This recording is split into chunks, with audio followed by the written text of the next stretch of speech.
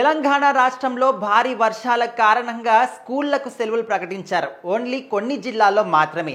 ఎక్కడైతే వర్షపాతం అధికంగా ఉంది, ఎక్కడైతే లోతట్టు ప్రాంతాలు ఉన్నాయి, ఏ జిల్లాల్లో అయితే వర్షం వస్తే బీభత్సంగా మునిగిపోయే ప్రాంతాలు ఉన్నాయో ఆ జిల్లాలకు మాత్రమే ప్రభుత్వం అలర్ట్ విధించింది. రెడ్ అలర్ట్ విధించారు. అదేవిధంగా ప్రతి ఒక్క స్కూల్కి కూడా ఖచ్చితంగా సెలవులు ఇవ్వాల్సిందే అని చెప్పేసి కూడా ప్రభుత్వం తరపున ప్రకటన వచ్చింది. ప్రజెంట్ మనం చూస్తూ ఉంటే ఎడతెరపి లేకుండా కురుస్తున్న వర్షాల కారణంగా లోతట్టు ప్రాంతాలు అన్ని కూడా జలమయం అయిపోతూ ఉన్నాయి. లోతట్టు ప్రాంతాల్లో ఉన్న ఇళ్లలోకి కూడా సగానికి పైగా నీళ్లు వస్తూ ఉన్నాయి. జనాలందరూ కూడా ఆవాసం లేక, తినడానికి తిండి లేక, వాళ్ళకు సహాయం చేసే నాదుడు కూడా లేక చాలా అవస్థలు పడుతూ ఉన్నారు. కనీసం పడుకోవడానికి కూడా స్థలం లేనటువంటి దీనస్థితిలో చాలా మంది ప్రజలు కూడా ఉన్నారు. సో దీనికి అంతటి కూడా కారణం ఏంటి? ఎక్కడికక్కడ కబ్జాలకు గురి చేసి చెరువులను కానీ కాలువలను కానీ కబ్జాలు చేసి అక్కడ ఇల్లు నిర్మించుకోవడం కానీ, అపార్ట్మెంట్లు నిర్మించడం కానీ, సో ఈ విధంగా మనం చూస్తూ ఉన్నాం. ఎక్కడికక్కడ నీళ్లు పోయే తోవల్ని మనం మూసేస్తూ ఉంటే మరి అక్కడ ఉన్నటువంటి నీళ్లు, వర్షపాతానికి వచ్చినటువంటి నీళ్లు ఎక్కడికి వెళ్తాయి? ఖచ్చితంగా ఆ లోతట్టు ప్రాంతాలు నిర్మించిన ప్రాంతాలకే వస్తూ ఉంటాయి.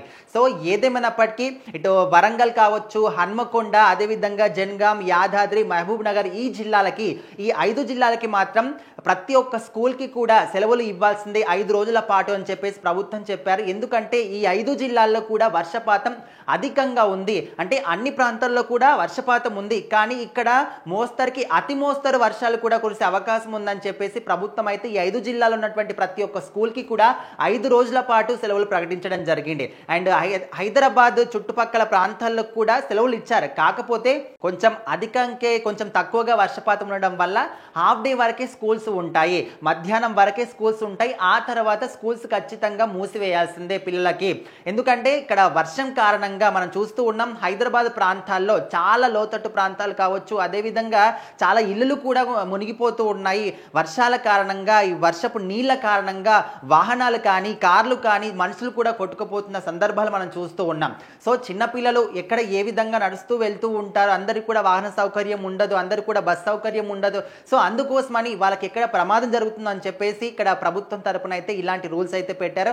హాఫ్ డే తర్వాత ఖచ్చితంగా స్కూల్స్ మూసేయాల్సిందే. ఒకవేళ లేదు మేము మూసేయం, అదే విధంగా కొనసాగిస్తామంటే కఠినమైన చర్యలు ఆ స్కూళ్ళ మీద కూడా తీసుకుంటామని చెప్పేసి ప్రభుత్వం చెప్తూ ఉన్నారు.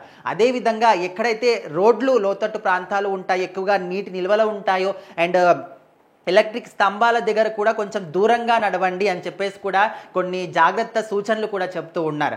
ఏదేమైనప్పటికీ ఈ యొక్క 5 జిల్లాలు ఏవైతే ఉన్నాయో ఈ 5 జిల్లాల్లో మాత్రం కంప్లీట్గా స్కూళ్ళకి సెలవులు ప్రకటించారు. ఇక్కడనే కాదు, రాష్ట్ర వ్యాప్తంగా కూడా ఈ 5 రోజుల పాటు కూడా రాష్ట్ర వ్యాప్తంగా భారీ వర్షాలు కురిసే అవకాశం ఉంది. కాబట్టి అందరూ కూడా జాగ్రత్తగా ఉండాలని చెప్పేసి స్కూళ్ళకు కూడా సెలవు ప్రకటించారు. అదేవిధంగా జాగ్రత్తలు కూడా గవర్నమెంట్ తరపున గవర్నమెంట్ అధికారులు కానీ, లేకపోతే పోలీస్ యంత్రాంగం కానీ ఎప్పుడు కూడా అలర్ట్గా ఉంటారు. మీకు ఎలాంటి ప్రాబ్లం వచ్చినా కూడా మాకు వెంటనే అప్రోచ్ అవ్వండి అని చెప్పేసి కూడా ప్రభుత్వం చెప్పారు. ప్రభుత్వ అధికారులు ఎవరైతే సెలవులు పెట్టుకున్నారో ఆ సెలవులను కూడా రద్దు చేసి మీరు వెంటనే ఆన్ ది స్పాట్, అంటే ఇక్కడ రంగంలోకి దిగాలి, ఎక్కడ ఏ విధంగా ఎలాంటి ప్రాబ్లం వస్తుందో తెలియదు, వెంటనే మనం అప్రమత్తంగా ఉండాలని చెప్పేసి కూడా గవర్నమెంట్ కొన్ని జాగ్రత్తలు కావచ్చు, సూచనలు కావచ్చు, రూల్స్ అండ్ రెగ్యులేషన్స్ ప్రభుత్వ అధికారులకు కూడా జారీ చేశారు.